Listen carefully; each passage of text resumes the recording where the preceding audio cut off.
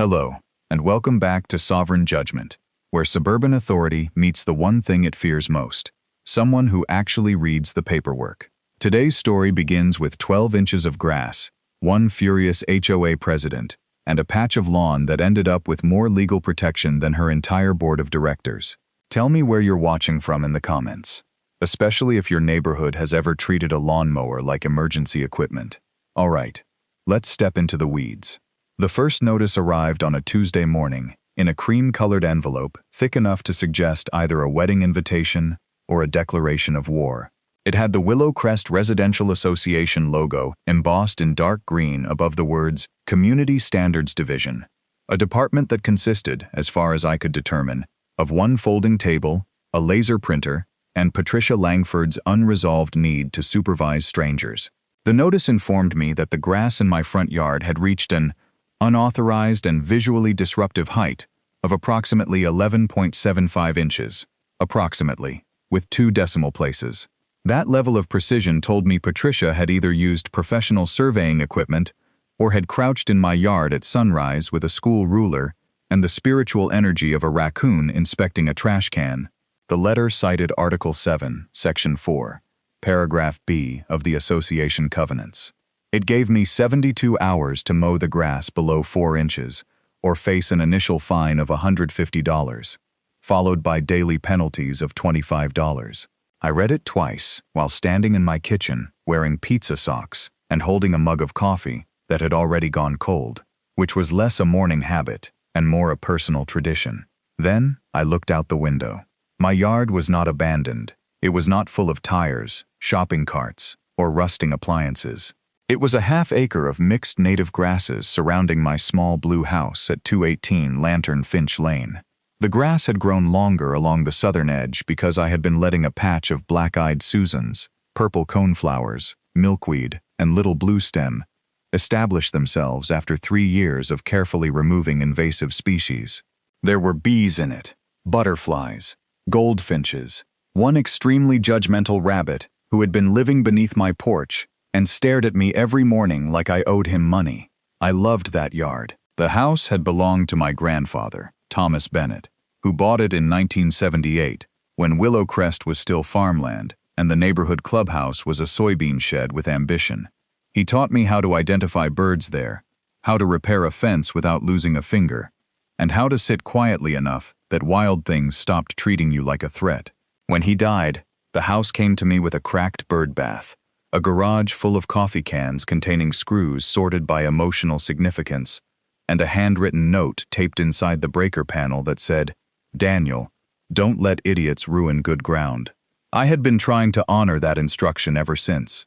My day job involved mapping municipal land records and environmental restrictions for Blue Heron County. Officially, I was a geographic information systems analyst. Unofficially, I spent 8 hours a day making colored maps for people who believed north arrows were a form of advanced mathematics. That detail did not seem important on Tuesday morning. It became important by Thursday afternoon. Patricia Langford arrived at 4:17 p.m. in a white golf cart fitted with an amber warning light, chrome cup holders, and a small magnetic sign reading Willow Crest Compliance Patrol. The golf cart rolled into my driveway with the solemnity of a presidential motorcade transporting a casserole. Patricia was president of the Willow Crest Residential Association and chair of its Architectural Harmony Committee, a title she delivered in one breath whenever anyone made the mistake of asking her name. She wore white capri pants, spotless tennis shoes, and a green floral blouse that looked like a botanical garden had exploded inside a curtain factory. An HOA polo shirt was tied around her shoulders, presumably in case the blouse needed official backup. In one hand, she carried a clipboard. Patricia always carried a clipboard. I once saw her bring it to a neighborhood barbecue where she used it to document unapproved extension cord placement between the potato salad and the bounce house. Her voice had the brittle, metallic quality of a fork being introduced to a garbage disposal. "Mr. Bennett," she called, even though she was 12 feet away. "I assume you received the violation notice." I did. And it had excellent margins.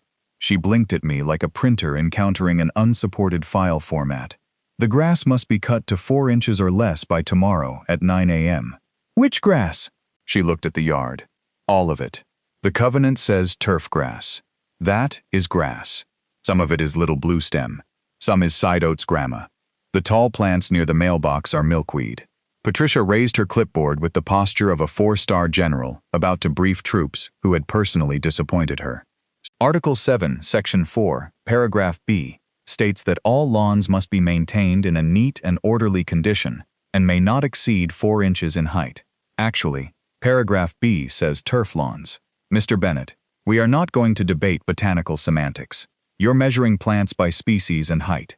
Botanical semantics appears to be the whole activity. Her mouth tightened until it looked like a coin slot refusing Canadian currency. We have standards. I'm sure you do. We cannot have one resident allowing his property to deteriorate because he has decided weeds are decorative. I looked toward the coneflowers, where 3 monarch butterflies were feeding. Those are native perennials. They are weeds. Based on what definition? Based on appearance. That seems subjective. It is not subjective when the board agrees. How many board members identified the plants? Patricia shifted her clipboard. The board does not need to become amateur botanists to recognize neglect. No, but it might help before issuing fines for flowers. She stepped closer, lowering her voice, as if delivering terms during a hostage negotiation. You have until 9 tomorrow morning. After that, the association will begin imposing daily penalties. If necessary, we can hire a landscaping contractor, enter the property, correct the violation, and place the cost against your account. Do the covenants allow entry without written consent? Section 12 gives us broad enforcement authority. That wasn't my question.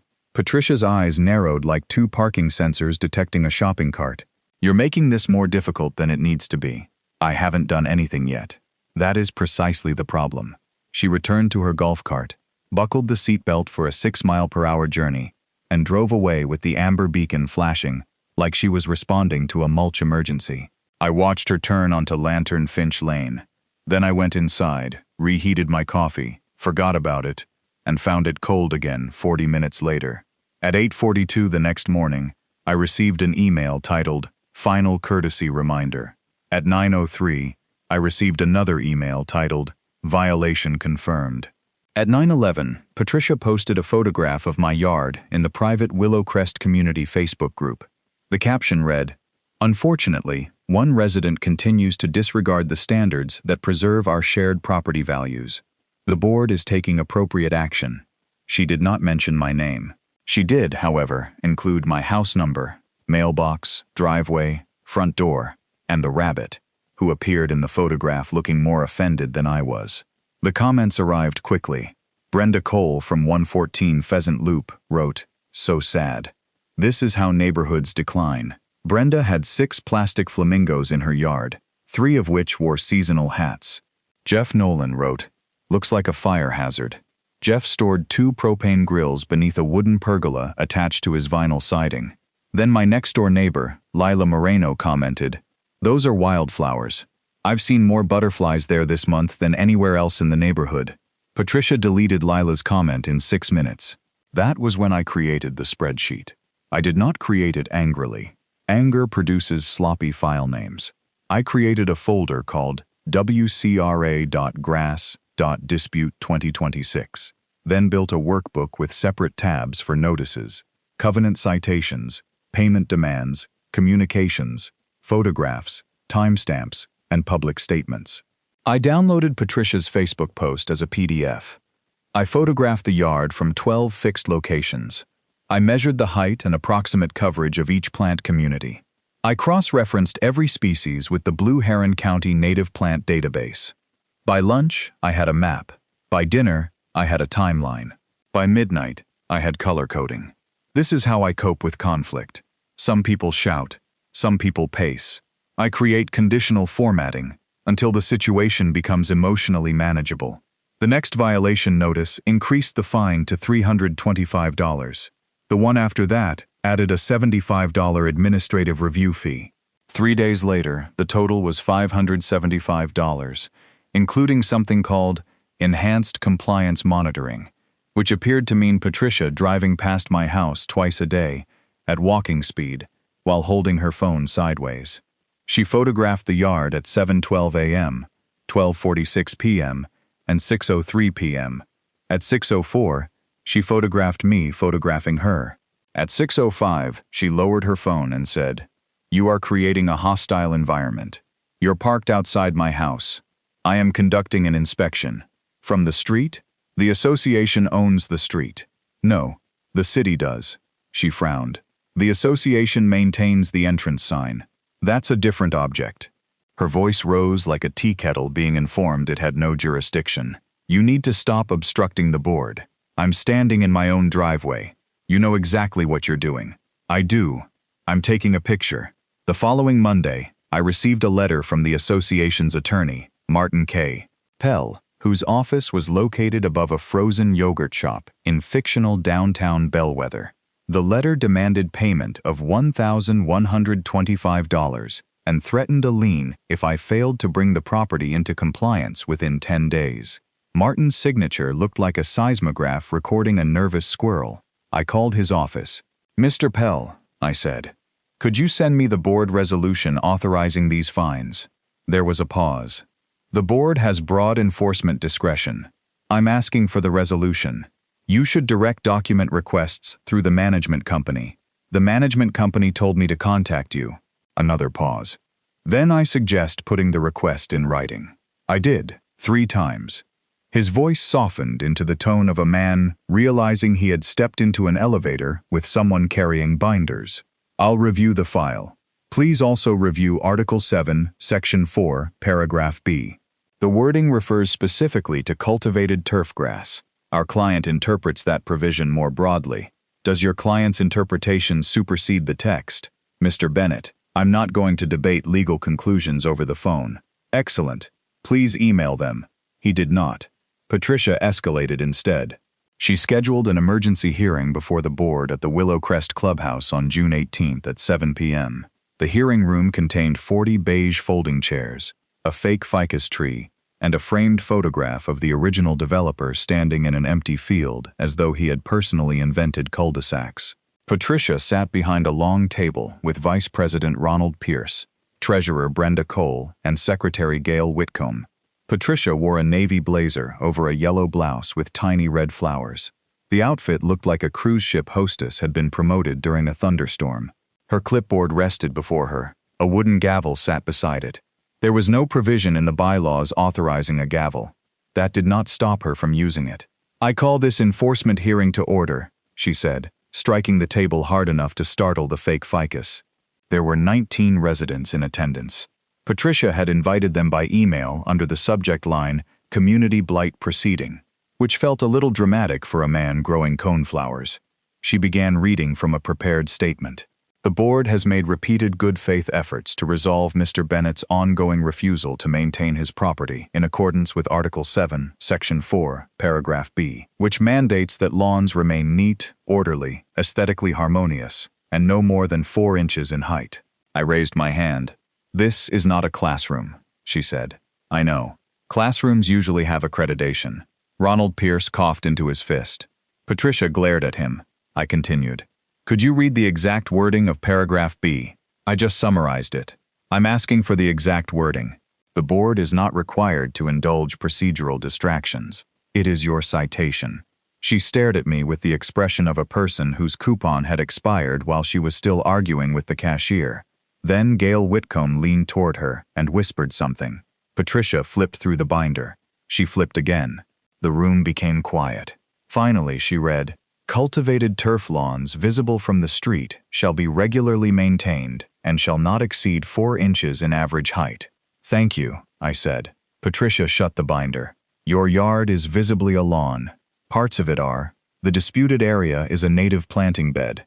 There is no border. Is a border required? It should be obvious. To whom? To a reasonable person. Would a sign help?" Patricia leaned back, apparently believing she had cornered me. "A sign would not excuse non-compliance." I didn't ask if it would. Her face stiffened like pudding exposed to a sudden draft. I placed 12 photographs on the table, along with a printed species list. These show 23 native plant species in the disputed area.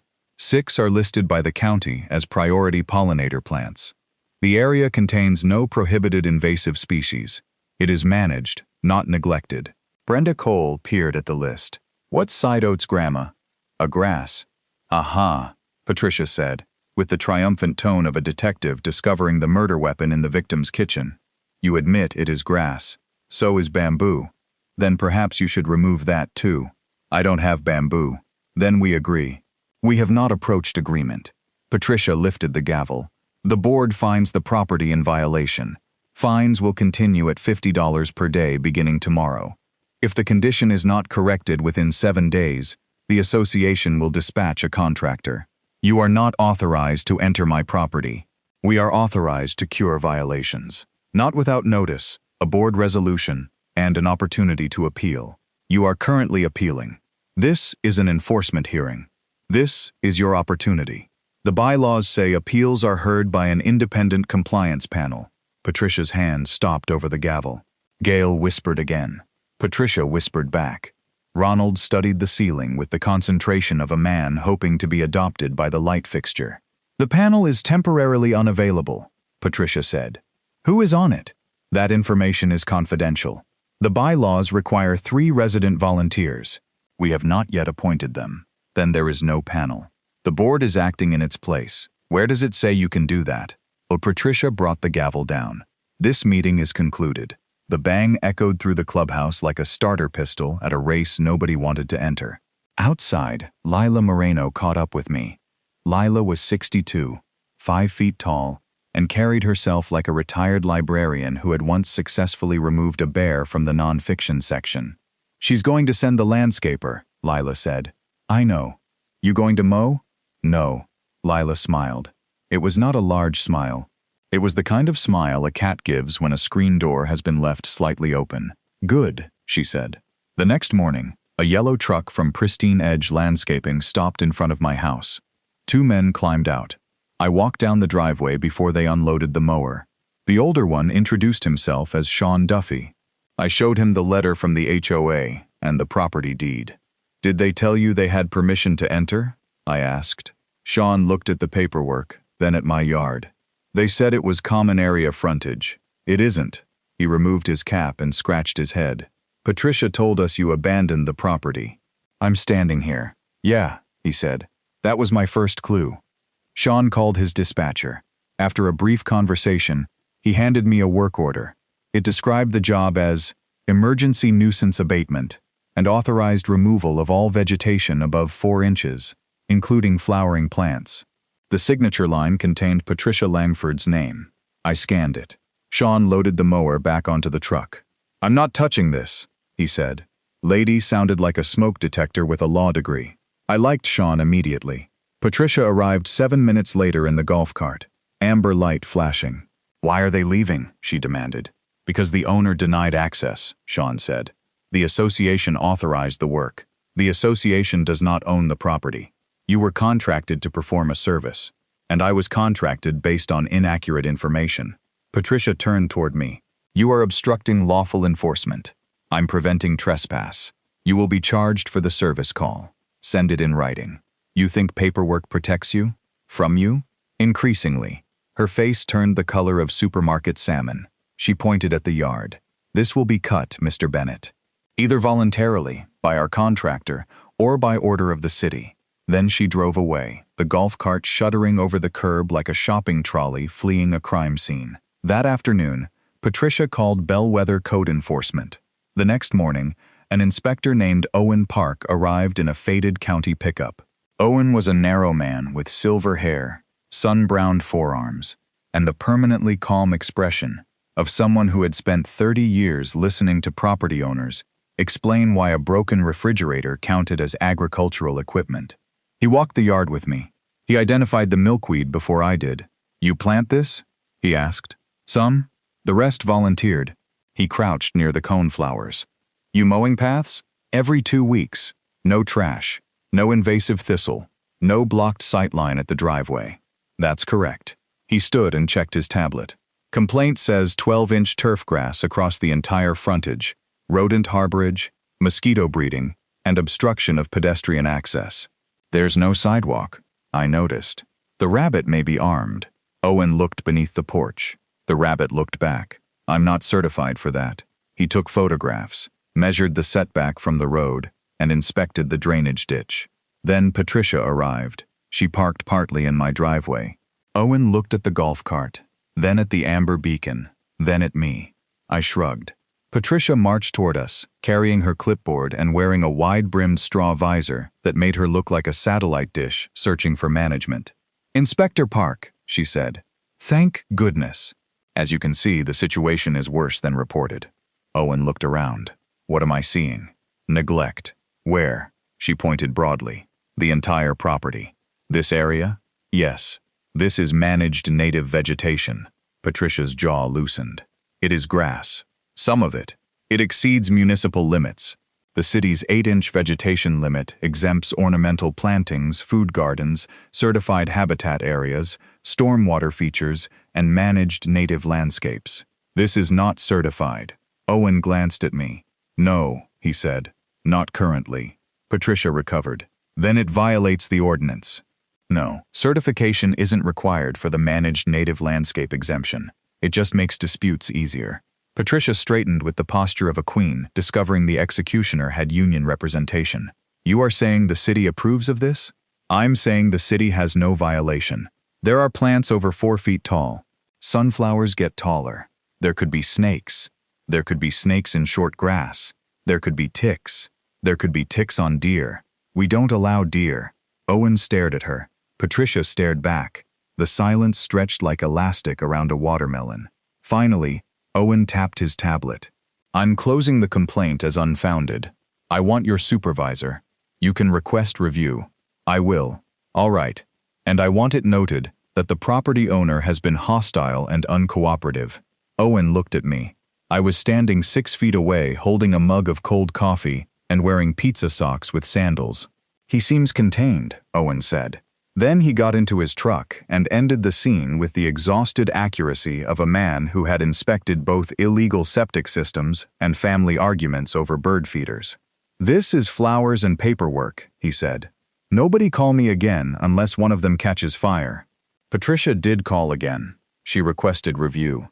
She also emailed every board member, the city manager, 2 council offices, the county health department, the fire marshal, and an address she believed belonged to the state environmental agency, but was actually a kayak rental company in another county. The kayak company replied, "We do not regulate lawns, but we offer half-day river packages." I saved that email too. By June 24th, my fines had reached $2,475. The HOA mailed a notice of intent to record lien. That was the first moment I nearly lost my temper. Not because I believed the lien was valid. It wasn't. They had skipped the required hearing, failed to appoint the appeals panel, misquoted the covenant, and included attorney fees that had never been approved in an open meeting. But seeing the word lien printed above my grandfather's address did something to me. It made the room feel smaller. It made the old kitchen clock sound louder. It made me remember him sanding the porch rail, teaching me the names of birds, and telling me that ownership meant stewardship, not just possession. I stood at the sink for a long time. Then I poured out my cold coffee, made another cup, forgot about that one too, and called Dr. Marcus Bell. Marcus worked for the fictional Bellwether Native Habitat Cooperative. I knew him through a county wetland mapping project, where he had once spent 3 hours explaining sedge identification to a room of engineers who looked like hostages at a gardening seminar. He agreed to meet me the next morning. Marcus arrived in a mud-splattered green van with a magnetic sign reading Habitat Restoration Services. He climbed out carrying a hand lens, a plant press, and a canvas satchel that appeared to contain enough field equipment to restart civilization. Marcus was built like a vending machine that had developed strong opinions about municipal mowing codes. He wore a gray beard down to his chest and had eyebrows so large they seemed to be sheltering smaller mammals. His assistant, Nina Patel, followed him out. Nina was a certified habitat planner, compact and energetic, with round glasses and a braid that swung behind her like a metronome fueled by competence. They spent 2 hours surveying the yard. Marcus knelt in the southern patch. "Purple prairie clover," he said. "I didn't plant that."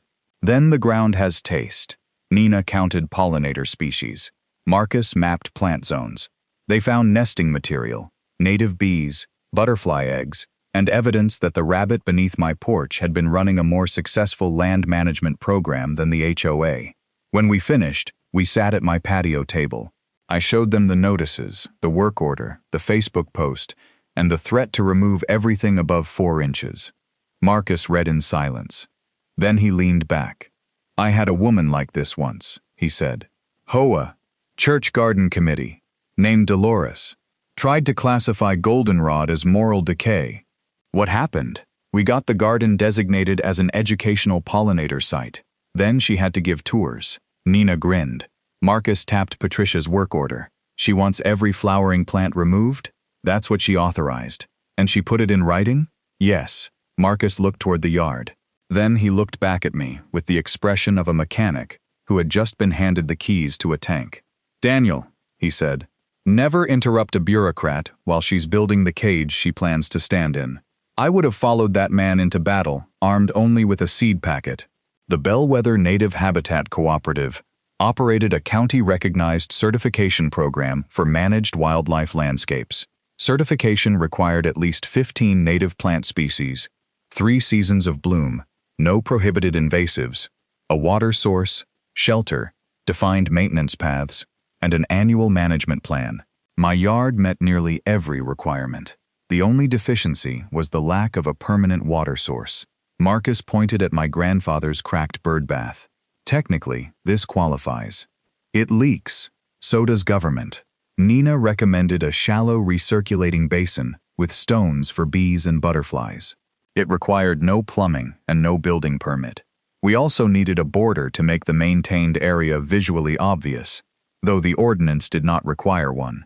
I chose a low split-rail boundary made from untreated cedar. The certification application cost $185. The site review cost $240. The sign cost $95. I paid all 3. Then I did something Patricia had never expected. I requested that the front half-acre be entered into Bellwether's Voluntary Conservation Landscape Registry. The registry was not a land trust or permanent easement. It did not restrict future use. But under County Ordinance 18-442, registered habitat landscapes received explicit protection from broad nuisance abatement orders, unless an inspector documented invasive species, blocked visibility, vermin accumulation, or a genuine safety hazard. More importantly, the ordinance allowed registered sites to display an official county plaque. The plaque did not merely say wildflowers. It said, "Certified Wildlife Habitat and Native Pollinator Preserve, Bellwether Native Habitat Cooperative Site 26-0417, managed under Blue Heron County Ordinance 18-442. It was the lawn equivalent of diplomatic immunity. Before submitting anything, I asked Elaine Foster to review the plan. Elaine was a land use attorney who worked in the county building next to mine. She was 70, wore red glasses, and spoke with the calm precision of a person who had spent 40 years watching developers misread footnotes. She reviewed the covenants, the ordinance, the registration materials, and the HOA enforcement history. Then she placed both hands on the table. "Your plan is legal," she said. "Completely? Annoyingly. Can the HOA stop it? They could amend the covenants prospectively, but they cannot retroactively convert a managed native planting into turf grass. Their current rule does not prohibit gardens, habitat landscapes, ornamental beds, or certified preserves." What about the sign? The county ordinance expressly permits 1 educational marker up to 6 square feet. Mine is 4. Then you have 2 square feet available for emotional expression. I thought about adding a butterfly. Make it tasteful. She flipped to Patricia's contractor work order. "This is the dangerous document." "For me?" "For Patricia." She authorized entry. She also described the flowering vegetation as a nuisance and ordered its complete removal. If your certification is approved before she acts, then knowingly removing registered habitat after notice could expose the association to restoration costs. "How much?" Elaine adjusted her glasses. "Depending on the damage, native landscape restoration can run between $8 and $25 per square foot. The preserve area measured 9,680 square feet. I sat very still. Elaine smiled. It was a small smile, dry as old paper. "Send notice by certified mail," she said. People who worship paperwork should always receive the full liturgy. Certification took 9 days. During those 9 days, Patricia sent 4 emails, 2 letters, 1 revised fine schedule, and a newsletter article titled, "Why Standards Matter." The article warned that allowing personal interpretations of landscape design could lead to visual disorder, declining values, and neighborhood fragmentation. Beneath the article was a photograph of Patricia presenting a Yard of the Month sign to Brenda Cole, beside 6 plastic flamingos wearing sun visors. On July 3rd at 8 a.m., a flatbed truck from Moreno Cedar Works turned onto Lantern Finch Lane. Behind it came Marcus's green habitat van, Nina's hatchback, and a small utility trailer carrying the recirculating basin, cedar rails, native plant plugs, bags of mulch, and the official preserve sign wrapped in brown paper. The convoy looked like a gardening center had developed military objectives. Lila came outside with coffee. Jeff Nolan emerged holding his phone. Children appeared on bicycles. By 8:14, half the street was watching. We marked the boundary. The cedar rails went in along the front edge, 2 feet high, with openings for the mowed walking paths. Nina installed the basin near the bird bath. Marcus added swamp milkweed, mountain mint, blazing star, New England aster, and golden alexanders to extend the bloom season. I mowed a clean 3-foot path through the center of the preserve, curving around the coneflowers and ending at a small cedar bench. At 9:02, Patricia's golf cart appeared at the end of the street. The amber light was already flashing. She accelerated toward us, at what I estimated to be 7 miles per hour, which made the golf cart hum like an electric toothbrush approaching litigation. She stopped beside the truck. "What is happening?" "Landscaping," I said. "You are installing a fence. It is a garden border. You do not have architectural approval. It is 24 inches high. Borders under 30 inches are exempt." Patricia looked at the rails, the water basin, the plants, the workers, and the gathered neighbors. Her face moved through confusion, suspicion, and alarm, like a slot machine paying out emotional distress. "What is that?" she demanded, pointing toward the wrapped sign. "A sign. I can see that." "Then we're off to a strong start. You are not permitted to display commercial signage." "It isn't commercial. Any sign visible from the street requires approval. County educational markers are exempt under Article 9, Section 2. She pulled her clipboard against her chest like a shield designed by an office supply store. "I am ordering you to stop work immediately." "No." Her mouth opened. The sound that came out was half gasp, half noise. A goose would have declined to claim. "You cannot simply refuse a lawful directive from the board. It isn't lawful. You have been found in continuing violation. That finding is under appeal. There is no appeal pending." I mailed it June 19th. The board rejected it. "On what basis?" "You failed to use the proper form. The bylaws don't require a form. You failed to submit the administrative fee. The fee was adopted after my request. You are being deliberately difficult. I'm installing flowers. You are constructing an unauthorized wildlife area in a residential neighborhood." Marcus looked up from planting mountain mint. "Wildlife was here first," he said. Patricia turned. "And you are?" "Dr. Marcus Bell, habitat restoration ecologist." "You are trespassing." "He invited me. I represent the association." Marcus stood. At full height, he resembled a woodland refrigerator that had decided to testify. "Ma'am," he said, "you represent a club, with stationery." Lila nearly inhaled her coffee. Patricia pointed at the workers. "All activity stops now, or I will contact law enforcement." "Please do," I said. That unsettled her. Patricia was accustomed to people reacting to police threats like toddlers hearing thunder. My agreement landed badly. She looked around for support. Brenda Cole had arrived in a beige SUV, so clean it looked afraid of weather.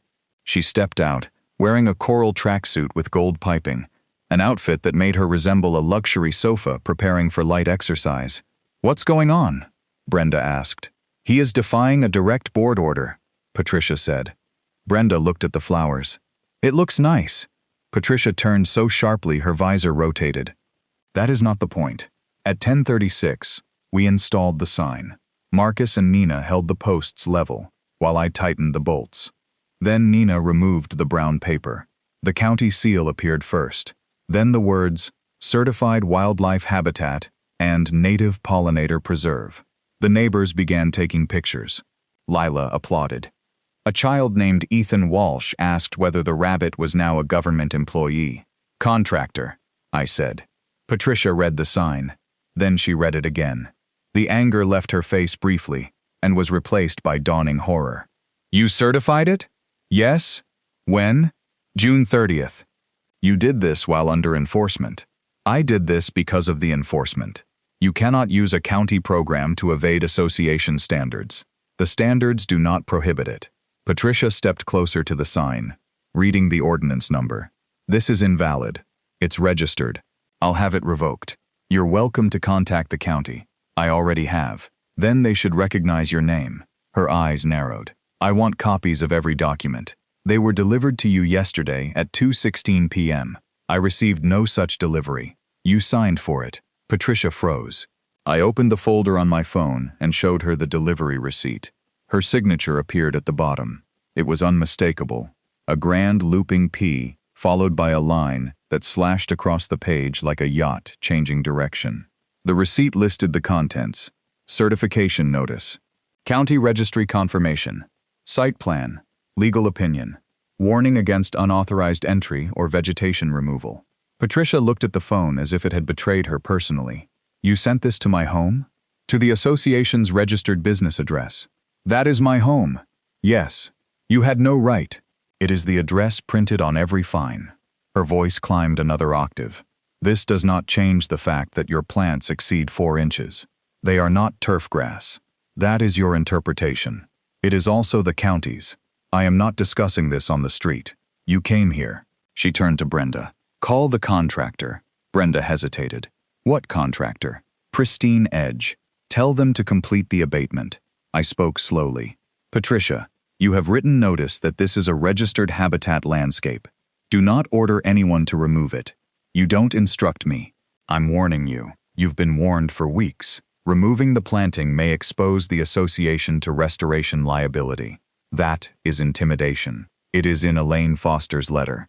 I do not recognize her authority. She's a land use attorney. She is not association counsel. No. She reads the documents. Patricia snatched out her phone. I'm calling Pristine Edge myself. Marcus wiped soil from his gloves. Ma'am, that would be a fascinating decision. You stay out of this. Oh, I intend to stand exactly where I am and watch you make it, Patricia called. We heard only her side. This is Patricia Langford, president of Willow Crest. Yes, the Bennett property. The order remains active. I don't care what he told your crew. No, the board has authority. Then send someone else. She hung up. They refused, Brenda said. They are unreliable. They don't want to trespass, I said. I will find a contractor who understands compliance. Make sure they understand native plant restoration costs. Patricia's face hardened. You are enjoying this. No, I would rather be drinking hot coffee. Lila raised her cup. Unrealistic goal, Daniel. The work finished at 2:30. By sunset, the preserve had cedar borders, a water basin, blooming plants, a bench, 2 mowed paths, and the official sign facing the street. The next morning, 4 monarchs visited the milkweed. By afternoon, the photograph Lila posted had 63 likes. Patricia's newsletter article received 7. That should have ended it. It did not. At 7:18 a.m. on July 6th, I woke to the sound of an engine outside. I looked through the bedroom window. A red landscaping truck was parked at the curb. The side read, Green Command Property Services. 2 workers stood near the preserve with string trimmers. Patricia stood behind them in a white visor, lime green polo, khaki shorts, and gardening gloves she had never used for gardening. Her clipboard was tucked beneath one arm. I pulled on jeans, my pizza socks, and the nearest shoes. By the time I reached the yard, 1 worker had started the trimmer. Stop, I called. He released the throttle. Patricia stepped forward. Do not interfere with authorized abatement. You received written notice. The board has determined the certification does not override our covenants. Who made that determination? The executive committee. When did it meet? That is internal board business. Open meetings are required. This was an emergency. What was the emergency? Continued landscape deterioration. I turned to the workers. My name is Daniel Bennett. I own this property. You do not have permission to enter or remove vegetation.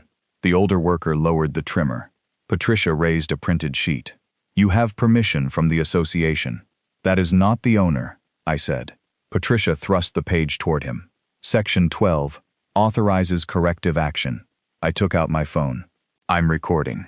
Patricia, I am again warning you that this area is a registered native habitat landscape. You have the certification, county confirmation, and legal notice. Do not enter or direct anyone else to enter. She looked directly at the camera. Your so-called certification is irrelevant. The board's authority is absolute within Willow Crest. There are sentences that sound foolish only after being repeated in court. That was one of them. The older worker looked at his partner. His partner shut off the trimmer completely. Patricia's shoulders rose. I am instructing you to proceed. The older worker shook his head. No, ma'am. You were hired. You told us the owner consented. The association consented. That's not what the work order says. He held it up. The form included a checked box beside owner authorization confirmed. Patricia had initialed it. I zoomed the camera toward the page. Patricia reached for it. The worker pulled it back. Don't, he said. Her hand stopped. A small crowd had begun gathering. Lila stood on her porch in a robe, patterned with lemons. Jeff Nolan filmed from his driveway. Ethan Walsh sat cross-legged beside his bicycle, as if waiting for a school assembly to begin. Patricia looked around and realized she had an audience. Instead of leaving, she made the choice that ended her presidency. I will demonstrate the violation myself. She stepped over the cedar border. Patricia, I said, do not enter the preserve.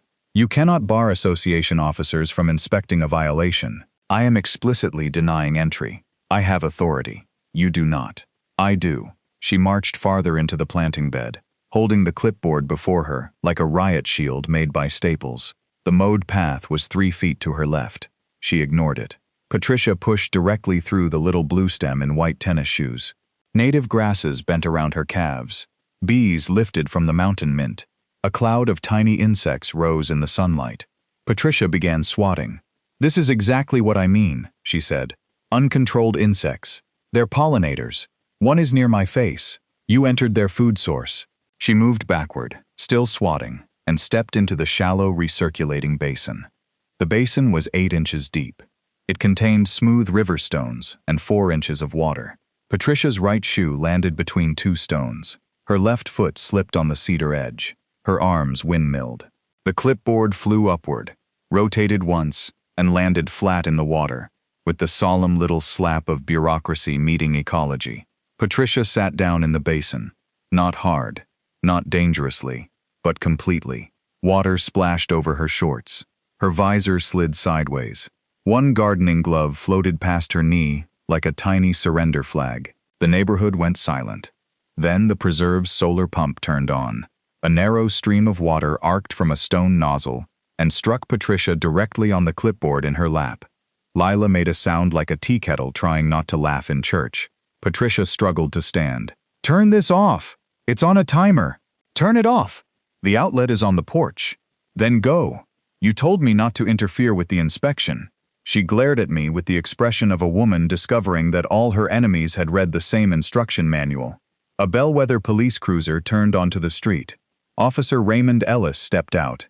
Raymond was 58, broad-shouldered, and carried the deep spiritual fatigue of a man who had once mediated a 3-hour dispute over a borrowed leaf blower. He approached the preserve. He looked at me. He looked at the workers. He looked at Patricia sitting in 4 inches of water beneath a county habitat sign. Then he removed his sunglasses. What happened? Patricia pointed at me. He created a hazardous condition. Officer Ellis looked at the basin. You stepped in that? It was concealed. The basin was surrounded by pale stones, a cedar marker, and a small sign reading Pollinator Water Source. Officer Ellis looked at the sign.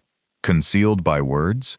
She denied us access, I said, then entered after I warned her not to. I am an HOA officer conducting an inspection. You're not law enforcement, Ellis said. I have covenant authority, not police authority. She is obstructing compliance, Patricia said. I corrected.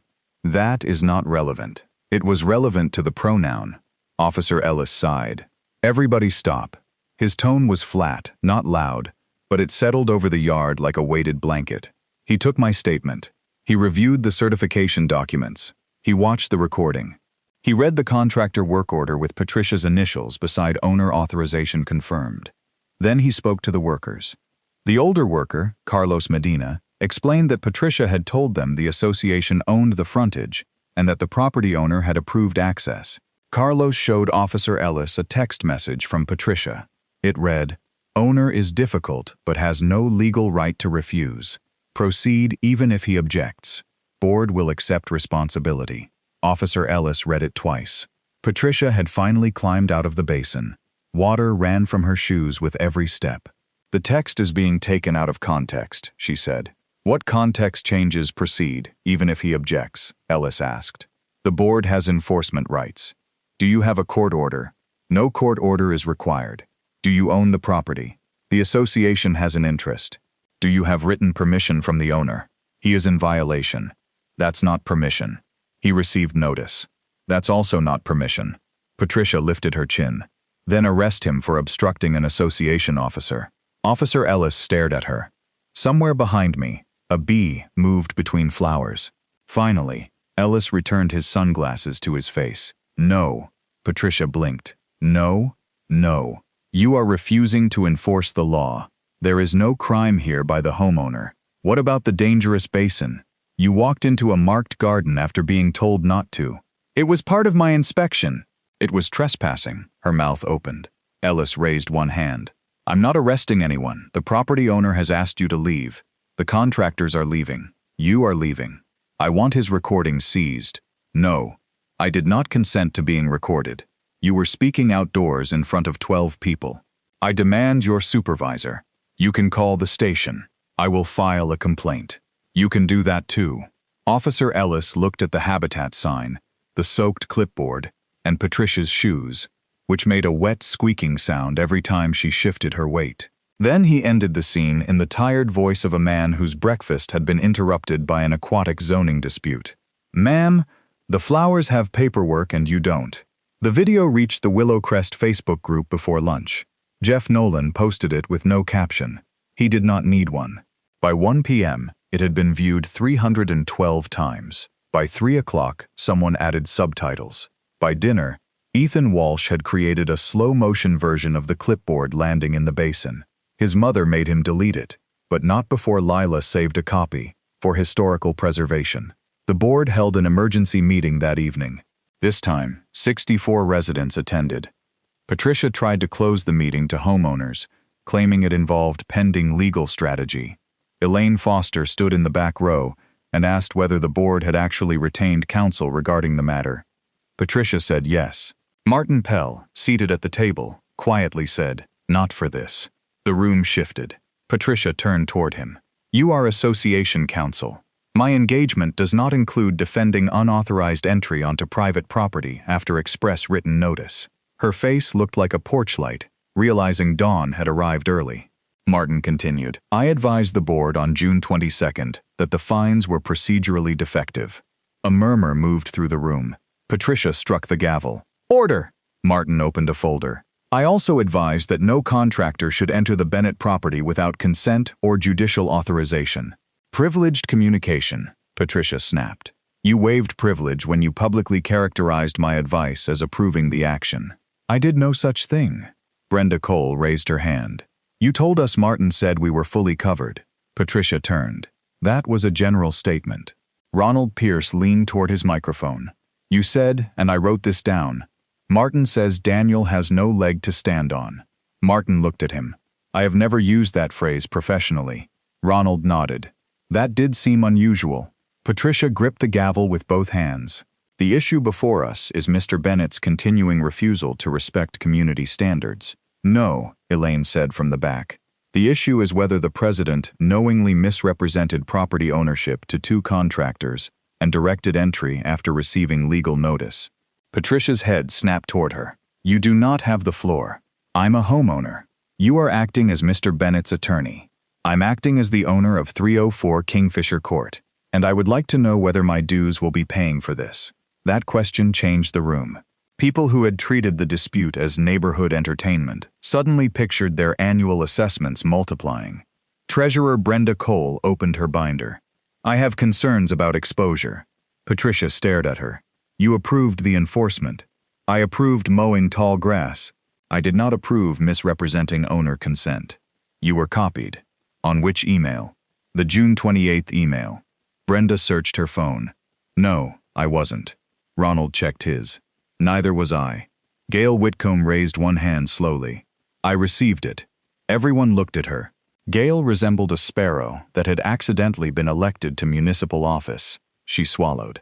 Patricia wrote that she would handle the contractor directly because the board was becoming, quote, needlessly timid. Patricia's posture collapsed by half an inch. Private communications are being distorted. Gail opened the email. You also wrote, once the vegetation is gone, certification becomes irrelevant. The room erupted. Patricia struck the gavel repeatedly. The sound bounced around the clubhouse like a woodpecker trapped in a cookware aisle. Order. Order. I sat in the second row with my folder on my lap and my cold coffee beside me. I did not need to say anything. Patricia had created the notices. Patricia had written the work order. Patricia had signed for the certification packet. Patricia had texted the contractor. Patricia had entered the preserve on camera. All I had done was make copies. The board voted 3-1 to suspend enforcement against me. Patricia voted no. The board then voted 3-1 to retain independent counsel. Patricia voted no. Finally, Ronald Pierce moved to call a special membership election to remove Patricia as president. The motion passed 3-1. Patricia stared at the table. You cannot do this. Ronald looked almost apologetic. The bylaws say we can. Patricia lifted her head. You never cared about the bylaws before. Ronald paused. Then he said, Daniel started making us read them. The special election took place 11 days later. Out of 146 eligible homes, 119 submitted ballots. Patricia received 22 votes to remain. 97 voted to remove her. One ballot included a hand-drawn butterfly sitting on a clipboard. It was declared invalid, but displayed anonymously in the clubhouse kitchen for several months. The association's insurer declined to cover Patricia's intentional misrepresentation to the contractors. Green Command Property Services submitted a $640 cancellation invoice and a written complaint. Pristine Edge sent the board a copy of Patricia's original work order. The county issued the HOA a formal warning against unauthorized interference with registered habitat landscapes. No plants had been removed, so there were no restoration damages. Elaine called that the least expensive possible version of a very costly education. All $2,475 in fines against me were rescinded. The lien notice was withdrawn.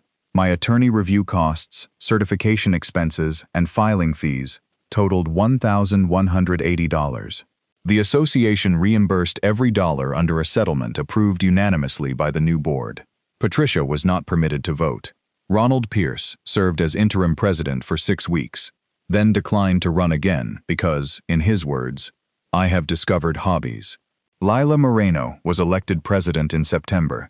Her inaugural speech lasted 9 seconds. Keep your property safe, she said. Try not to annoy everybody, and don't lie to contractors. That became the closest thing Willowcrest had ever had to a workable constitution. The neighborhood changed after that. Not dramatically.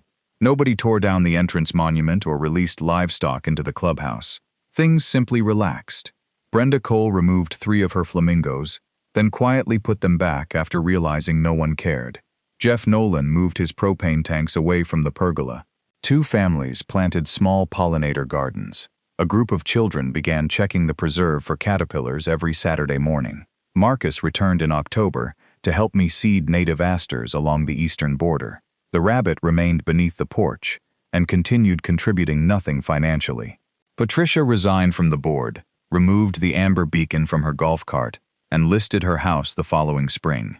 She moved to a downtown condominium called The Meridian, where the landscaping was maintained by professionals and every blade of grass was someone else's problem. My preserve kept growing. By the following summer, we had 31 native species, 8 kinds of bees, 3 monarch chrysalises, and a county commendation for residential habitat restoration. The grass reached 36 inches in places. The sign remained at the curb, polished and official. Sometimes I would sit on the cedar bench in the evening with a mug of coffee, watching goldfinches lean into the coneflowers while the sun dropped behind Lanternfinch Lane. The coffee was always cold. The wildflowers did not care. So tell me in the comments, what is the most ridiculous thing an HOA or difficult neighbor has ever tried to control in your yard?